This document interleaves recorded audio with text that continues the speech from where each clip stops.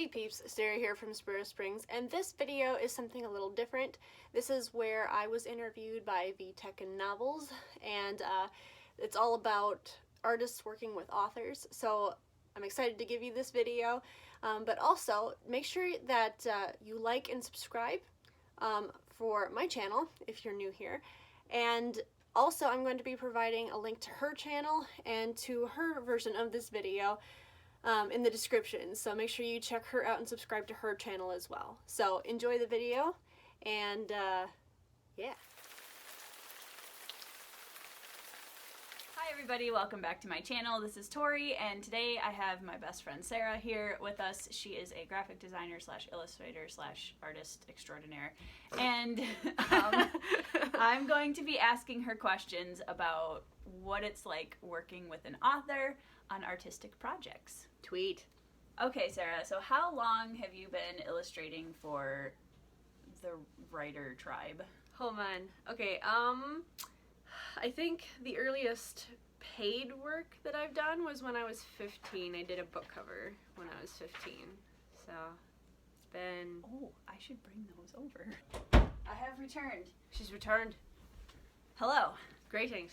Okay. Oh no. Here you go. So I'm gonna wait. Keep talking about the book cover from when you were 15. Well, this is not the one when I was 15. This is the sorry. one when I was 16. So, which looks only marginally better than the one I did when I was 15. So,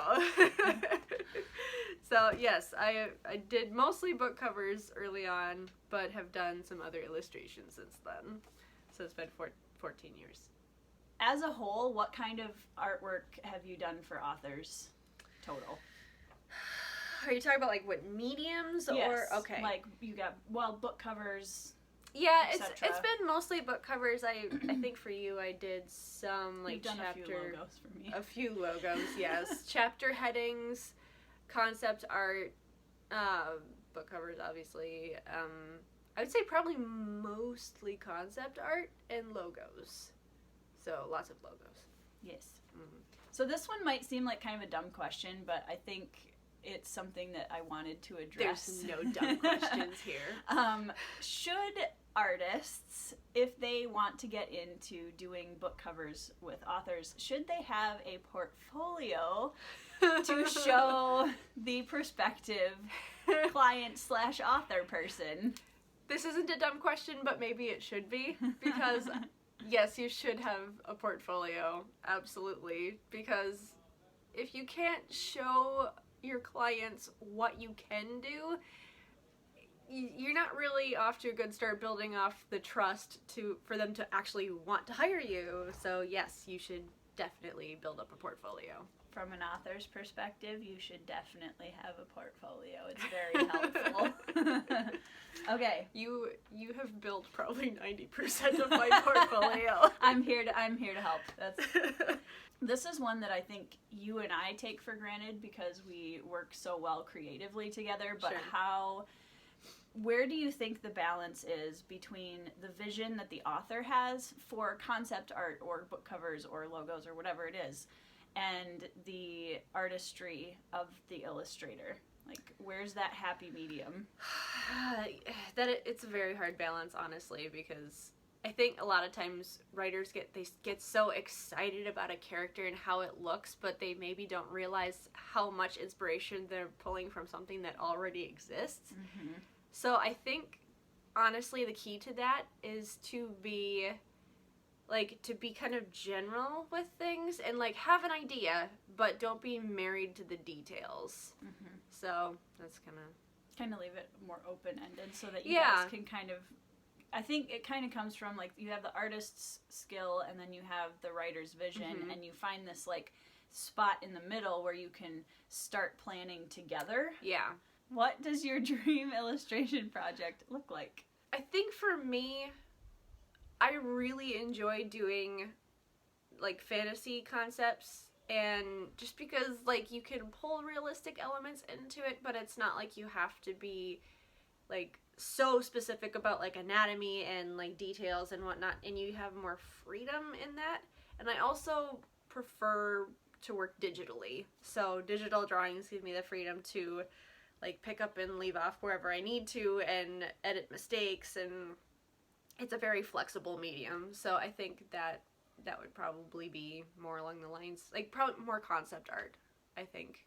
Because even with concept art, it can be as detailed or loose as the author wants, and it doesn't necessarily mean that I'm putting hours and hours and hours into a final project either. So you don't want me to come to you and say, I want a realistic portrait in acrylic paints? No. Okay. Dear God, no. What is something you wish authors would stop doing when they're working with you? Okay, probably my biggest pet peeve, there's two of them, but this one's bigger. Do whatever you want. I like everything you do. No, you don't. I promise you, you don't love everything I will do. So don't, it's kind of like if I were an artist were to hand you a blank piece of paper and say, write something. I know people can. It's much more helpful to have Yes. at least something. Give me a word. Give me a feeling. Give me something to go off of. Because if it's just do whatever, there's a lot of room for error. The other thing is if they get too specific, where it's like my husband. Where I want a ship on an ocean with people jumping off and sharks and a dragon in the background and then a tornado and like purple lightning and green lightning, and that's a nightmare. Yeah. Yeah. I can see where that would be like not helpful. No, it's really not. What is your favorite part about working with an author on illustrations? Provided that the author is fun to work with. I think for me it's all about the reaction. I love seeing the excitement of the author where it's just like, wow, it's like you just reached into my head and literally pulled it out. I love it when that happens. That happens with me a lot. Sweet. That's one thing I will encourage authors about, or writers of whatever. There's been so many times when I've been married to an idea and I give it to Sarah and I'm like, this is what I want. And she comes back with something that isn't exactly what I had in my head, but it's so much better because she's taken the concept of it and like made it with her style and flair, and I like it so much better, and I didn't even realize, like, oh yeah, that's actually better than what I had in my head, and that's because I was more open to like letting her do her thing. Hashtag art goals. This is one that I think I'm actually really interested in hearing the answer to. So is there, where do you know when to draw the line and say no to a project? Like, what are the red flags of, nope, this is not a project I want to take on? I think it comes back to the overly specific. Like, okay, this is my nightmare customer. In a nutshell. I want all of these things very specifically. I want it in this medium, in this color, in like, I want it to look like Jack Sparrow, but like modern Jack Sparrow. And then, oh, but I only have $20. Well, it also doesn't help that you like seriously undervalue your work. We're not gonna talk about that. We actually are. Oh no. So how do you, as an illustrator, how do you go about pricing yourself? How do you, if you're a freelance artist, yeah, how do you do that? And I feel like this is kind of a double-edged sword in that sometimes, like, you do actually need to, like, get yourself out there and do some work first to understand, like, how to price yourself. Because if you price it in the way of, like, okay, I want to receive roughly this much per hour, but you need to be realistic in that, how efficiently do you work? So if you know that it's going to take 3 hours for an illustration, or an illustration in a certain style, like, think about the kind of what you would like to receive hourly and bill it out as a project is probably how I would prefer to, because then, you know, for the author, they know roughly what they're getting, how much they're going to pay, and the artist has an expectation of what they're going to get paid without having too much of a, like, oh my gosh, I'm going to put so many hours into this and not get paid. Well, I was going to say, kind of to piggyback off of that, like, taking a job without establishing at the beginning yes what you're going to be paid. And yes.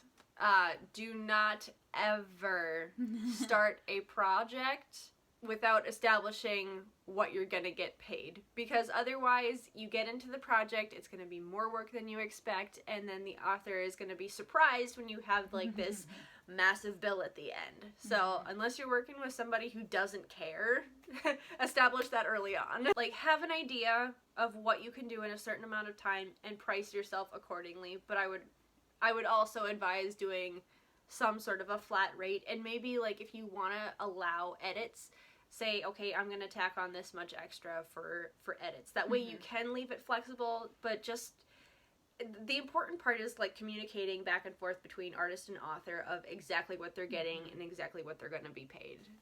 What should an author do with their idea before approaching an illustrator to make it as easy as possible? Think about your concept, simplify it if you can, but then come up with a list of the things that you're absolutely sold on, that you do not want to compromise on, and then leave a little bit of room for the artist to actually have some inspiration and stretch themselves and be an artist. So Sarah's done 2 book covers for me. The first one when we were both, 16 or 16. 17? 17, yes. 17-ish, somewhere in there. Yeah. This was my second fantasy novel, The Iron Spear, and she did the tree for me.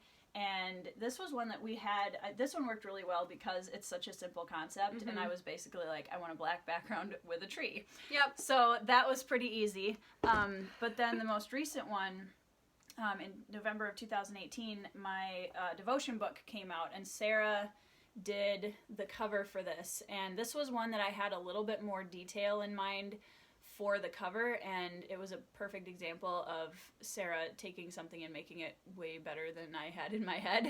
But we talked a lot back and forth, and actually that's something really important to mention, is like to keep the author involved in the process, like show them preliminary sketches before you start finishing things out, just so it's like, I'm going in this direction, how do you feel about that? Right. Well, and Sarah, so the other thing is she did the book cover for me. This was a very collaborative project because she did the cover for me, but then she also helped me design the watercolor interior, and she did the typography for all of the Bible verses on the inside. So she honestly was kind of halvesies with me. Like, I wrote everything, but Sarah was definitely a very heavily involved artistic lead on the book as a whole. That was a fun project, though. It was really fun. And that, again, finding an artist that you work really well with and that you can be open and honest with and just kind of bounce ideas back and forth with is so priceless. Okay, well, that's all the questions that I have for Sarah today. And I hope you guys enjoyed this. Make sure that you go check out her channel at Sparrow Springs. She does a lot of really awesome art videos and speed paintings and opinions about art in general, and that's really awesome. So you should go check that out. And I will leave a link to her channel in the description of this video. And yeah, I hope you guys enjoyed the video, and I'll see you in the next one. I hate acrylics. I don't really. It's just not my favorite. You kind of do. I kind of do. You kind of do. There's a horrible glare on my glasses. But anyway, I'll have to look down. So there's a marriage between... What does your... Petting my cat. Yeah. You have the sweetest looking little kitty cat. I do. She has not actually had her YouTube debut yet. Oh no. Yes. No Here- YouTube debut. This is my cat. Her name is Novia. And she is... We're not entirely sure that she has any bones in her body because she's mostly ooze. And she had her little brain replaced by tater tots. Yes. But it's different. I have control over my bloopers. This is an exercise in trust. Thank you. Here, just right right there. Perfect.